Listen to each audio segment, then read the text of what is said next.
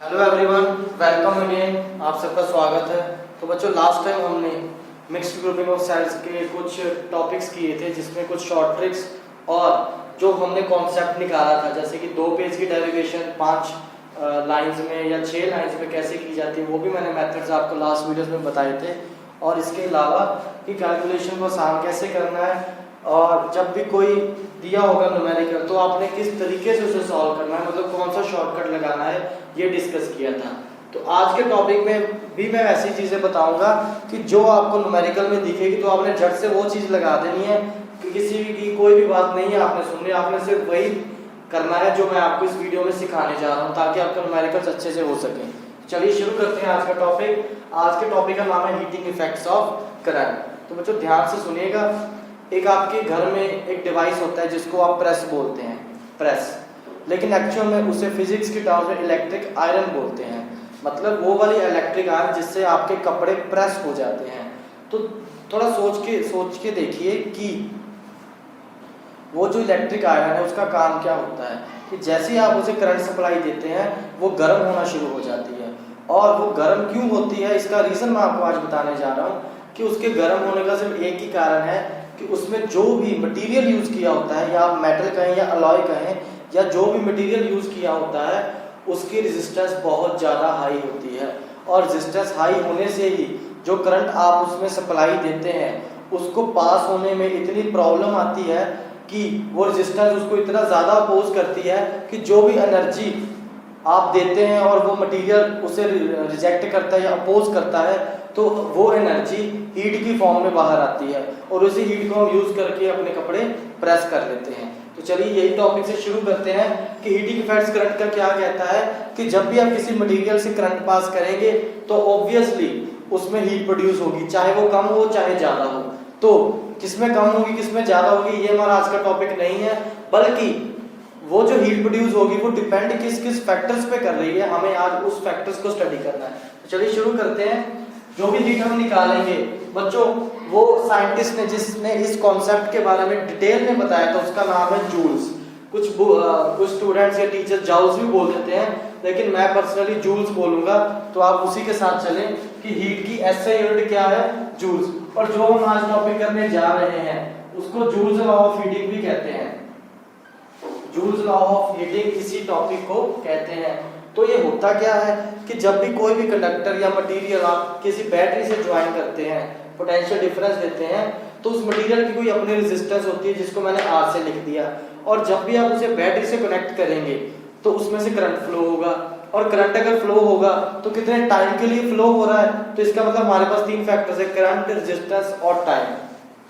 चौथा फैक्टर है वोल्टेज। तो कर करा के अगर बात देखी जाए तो मुझे पता है कि अगर मैंने करंट फ्लो कराना है किसी भी कंडक्टर से तो अल्टीमेटली मुझे चार्जेस को मूव कराना पड़ेगा। चार्जेस को मूव कराने के लिए मुझे उसमें से कोई वर्क करना पड़ेगा, इसलिए मैंने बैटरी लगाई ताकि जो कंडक्टर के अंदर इलेक्ट्रॉन्स हैं, चार्जेस है, वो मूव करेंगे तभी उसमें करंट जनरेट होगा। तो उस करंट को जनरेट कराने के लिए मुझे कोई ना कोई एक्सटर्नल वर्क करना पड़ेगा। उसी वर्क के लिए मैंने क्या किया है, बैटरी को यूज किया है जिसका पोटेंशियल है कैपिटल V। अब हमने इलेक्ट्रिक पोटेंशियल टॉपिक में पढ़ा हुआ है कि जो V है उसका फॉर्मूला होता है W/Q। तो इसको याद रखिएगा, V का फॉर्मूला होता है W/Q, तो और I का फॉर्मूला होता है Q/T। तो मैं इन दोनों को यूज करके आज की डेरिवेशन करने जा रहा हूँ। और देखिए डेरिवेशन करते कैसे हैं कि सबसे पहले कॉन्सेप्ट क्लियर होना चाहिए कि हमने चीज को फाइंड क्या करना है। एक बात और, जब भी आपको एनर्जी दी जाए, पूछी जाए, फाइंड आउट कीजिए, निकालिए या बताइए, तो एनर्जी का मतलब वर्क होता है, और अगर वर्क दिया जाए तो वर्क का मतलब एनर्जी होता है।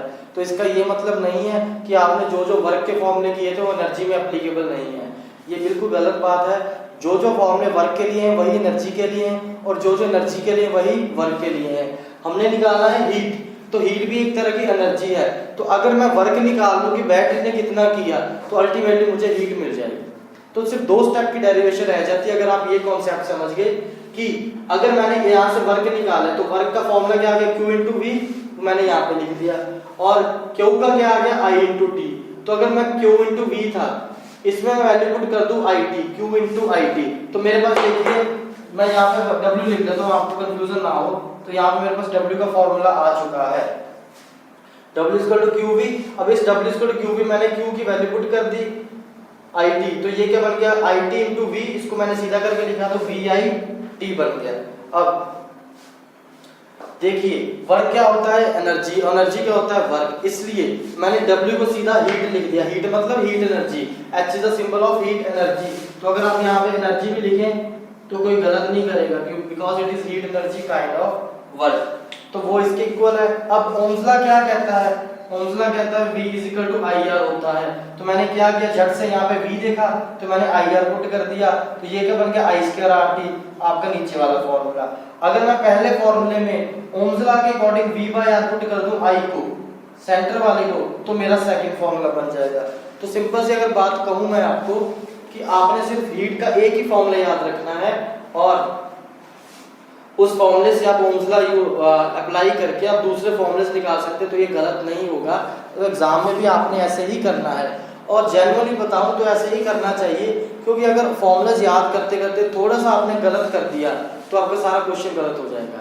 तो इसलिए कॉन्सेप्ट को पकड़िए, उसके बाद जाके कुछ मर्जी कीजिए, आपका क्वेश्चन और आपका कॉन्सेप्ट कभी गलत नहीं होने देगा आपको।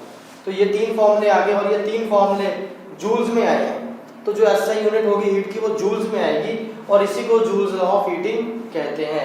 वैसे जूल्स लॉ ऑफ हीटिंग कहता क्या है मैं आपको फिर से बता दूं यहाँ पे, ये जो आपका फॉर्मूला आया है H is equal to I square RT जो लास्ट में आया था, तो जूल्स लॉ बस यही कहता है कि जो हीट है वो करंट के स्केयर के प्रोपोर्शनल है, रेजिस्टेंस के डायरेक्टली और टाइम के भी क्या है डायरेक्टली प्रोपोर्शनल है। तो बस ये जूल्स लॉ आ जाता है, जो सिंपल आपकी बुक में मेंशन किया हुआ है, आप वहां से रीड कर सकते हैं। अब आपको कोई भी बुक उठाइए, आपको कोई प्रॉब्लम नहीं आने वाली। सेकंड थिंग, अब अगर करंट वेरी करे टाइम के साथ, तो करंट वेरी करेगा टाइम के साथ, तो क्या करेंगे हम इसका इंटीग्रेशन कर सकते हैं। इंटीग्रेशन आपने किया होगा, +1 में स्टडी किया है कि अगर लिमिट्स वाली लेंगे तो टाइम वेरी कर रहा है, करंट भी कर रहा है टाइम के साथ, तो टाइम भी वेरी करेगा, तो T0 और T1 या फिर आप यहाँ पे T1 और यहाँ पे T2 लिख सकते हैं। मतलब अगर स्टार्टिंग टाइम 5 सेकंड है, बाद वाला 15 सेकंड है, तो नीचे 5 ऊपर 15, और ये न्यूमेरिकल फॉर्म में आप यूज कर सकते हैं। इसको आपको बहुत ही ज्यादा प्रैक्टिस है, आप कर सकते हैं इसको इजीली। सेकंड थिंग, अब ये वाला काम खत्म हो चुका है, ये मैंने वहां पे समझाया था, इसको मैं इरेज कर रहा हूँ। नेक्स्ट देखिए, यहाँ पे मैंने जूल्स में निकाला था हीट के फॉर्मूले सारे, लेकिन एग्जाम में क्या करता है वो आपको कैलोरीज में पूछ लेता है। जी हाँ, बोर्ड के एग्जाम में वो आपको कैलोरीज में पूछ लेता है और आपसे क्वेश्चन नहीं हो पाता, या क्या होता है कि वो आपको कैलोरीज में दे देता है न्यूमेरिकल वैल्यू हीट की, फिर कहता है कि इसको चलो निकालो आंसर SI यूनिट्स में निकालो, बहुत सारा घुमा के क्वेश्चन आता है। तो वो क्वेश्चन को करने का क्या तरीका है कि जो भी आपको वैल्यूज दी हैं, जैसे H equal to VIT I square RT V square T by R, तो जो भी वैल्यू है आपके पास ये वाली, इन सबको आप क्या कीजिए 4.18 से डिवाइड कर दीजिए। 4.18 से क्यों डिवाइड करेंगे, ताकि हमें आंसर हीट का जॉल्स की बजाय कैलोरीज में मिल जाए। तो ये कन्वर्जन याद रख लीजिए और आपके सारे न्यूमेरिकल्स एकदम से हो जाएंगे। नेक्स्ट आता है कमर्शियल यूनिट। कमर्शियल यूनिट वो यूनिट होती है जो हम घर पे जो बिजली का बिल आता है, जिसको आप बोलते हो कि हाँ अब इलेक्ट्रिसिटी 10 रुपए यूनिट हो गई है पंजाब में, या दिल्ली में 2 रुपए यूनिट हो गई है, वगैरह वगैरह। तो वो जो हम यूनिट बोलते हैं उसको किलोवाट आवर बोला जाता है। तो किलोवाट आवर वही यूनिट है जो आप सिंपल यूनिट बोलते हैं। वैसे इसको बोटू भी कहा जाता है, इसको मैं बोटू से याद रखता हूँ। बोटू मतलब बोर्ड ऑफ ट्रेड यूनिट, तो बोर्ड ऑफ ट्रेड यूनिट का शॉर्ट फॉर्म है बोटू। तो यहाँ पे यूनिट आता है, तो ये वही यूनिट है जो जिसमें आपका इलेक्ट्रिसिटी का बिल आता है, कि जितने यूनिट खर्च करोगे उतना आपका बिजली का बिल आएगा। चलिए लास्ट पार्ट की तरफ चलते हैं, फिर आपको ये शॉर्टेज बताऊंगा जो बहुत ही काम के हैं आपके लिए। उसके बाद relation between kWh and joules. तो ये रिलेशन करने के लिए आपको ज्यादा दिमाग खराब करने की जरूरत नहीं है। क्या करेंगे, 1 किलोवाट आवर लिखें, 1 की जगह 1 लिख दीजिए, नो इशू। किलो मतलब किसी भी चीज के आगे किलो लगाएंगे तो उसका मतलब है 1000 से मल्टीप्लाई, जैसे किलोमीटर मतलब 1000 मीटर, तो सीधा 1000। वाट क्या होता है, जूल बाय सेकंड। ये पावर का फॉर्मूला है, पावर का फॉर्मूला होता है work, power is equal to work divide by time. तो वर्क की होती है जूल, देखिए हीट की भी जूल, वर्क की भी जूल और एनर्जी की भी जूल। तो वर्क की जूल डिवाइड बाय टाइम मतलब सेकंड, तो वाट की आगे जूल बाय सेकंड। और 1 घंटे में कितने सेकंड होते हैं, 3600। वैसे का वैसा, सेकंड से सेकंड कट गया, क्या बचा जूल, जूल वैसे का वैसा। अब 36 को मैंने वैसे लिख लिया, 2 जीरो इसके साथ 3 जीरो इसके साथ, टोटल जीरो 5। अब एग्जाम में कहता है कि ऐसे प्रूव करो पावर 6 से, तो कैसे करेंगे, इसको भी डिवाइड बाय 10 कर देंगे और मल्टीप्लाई बाय 10 कर देंगे।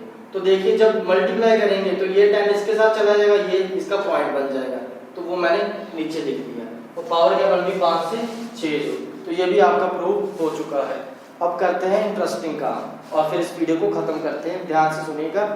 इलेक्ट्रिक पावर क्या होता है, वर्क बाय टाइम, वर्क होता है हीट बाय टाइम, और वर्क होता है हीट और हीट होता है एनर्जी, मतलब ये आपस में क्या है, सारे इक्वल हैं, तो टाइम टू टाइम रहेगा। अब हीट के हमने जो भी फॉर्मूले किए थे, VIT V² R multiply D I square RT, तो उन सबको टाइम से डिवाइड कर दीजिए, मतलब हीट वाले में से टाइम खत्म कर दीजिए, जो फॉर्मूले बचेंगे आपके पावर के बनेंगे। तो ये सारे फॉर्मूले क्या हैं, पावर के। उसके बाद SI यूनिट, इसकी क्या होती है, वाट, जो कि हमने यहाँ पे यूज की थी। W, कैपिटल W से भी इसको डिनोट किया जाता है इलेक्ट्रिक पावर को। चलिए लास्ट काम करते हैं।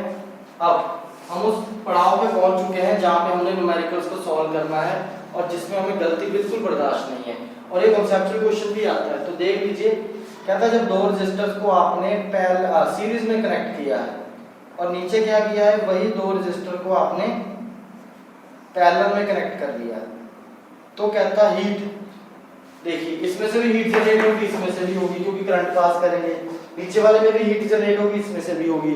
तो कहता जो हीट की रेशो होगी, कितनी हीट जनरेट होगी किसमें, उनकी रेशो क्या होगी।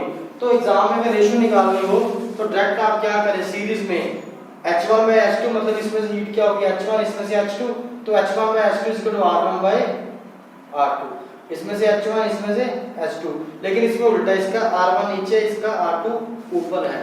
तो ये चीज होती क्यों है, ये सुन लीजिए बच्चों। करंट में सीरीज में क्या होता है, करंट सेम होता है, in series current is same. तो हमारे पास ये फॉर्मूला होता है जो करंट और रेजिस्टेंस को जोड़ता है। अब टाइम तो बेचारा वैसे का वैसे ही रहता है, हमेशा ही बढ़ता है, तो इसका तो कोई हमें लेना देना है नहीं। तो टाइम को अगर मैं एक बार खत्म कर दूं कि 1 सेकंड मान लूं, तो मुझे पता है अगर सीरीज में करंट सेम है, चाहे एक रेजिस्टेंस लगाओ, चाहे 15 लगा दो, चाहे 15,000 लगा दो, तो अगर ये सेम है, ये इक्वल टू है, मतलब ये कांस्टेंट इक्वल टू, तो ये क्या हो जाएगा, प्रोपोर्शनल हो जाएगा। तो सीरीज में क्या हो गया, ये प्रोपोर्शनल हो गया। अब H1 by H2 लिखूं तो R1 by R2। अब अगर मैं पैरेलल की बात करूं तो पैरेलल में वोल्टेज सेम होता है, वोल्टेज सेम होगा तो ये फॉर्मूला लगेगा। अगर वोल्टेज सेम है तो टाइम को 1 सेकंड मान लीजिए, किसी 1 सेकंड पे मैं निकाल रहा हूं, तो देखिए वोल्टेज सेम और ये इक्वल टू, तो ये क्या हो जाएगा, इनवर्सली प्रोपोर्शनल। तो क्या बनेगा, H1 by H2 is equal to R2 by R1, और इसमें क्या होगा, H1 by H2 is equal to R1 by R2। तो ये थे आपके फॉर्मूले और कांसेप्ट। उम्मीद करता हूँ समझ आया होगा। वीडियो को शेयर करना ना भूलें और फिर से मिलेंगे नेक्स्ट टॉपिक में। थैंक यू सो मच जुड़े रहने के लिए।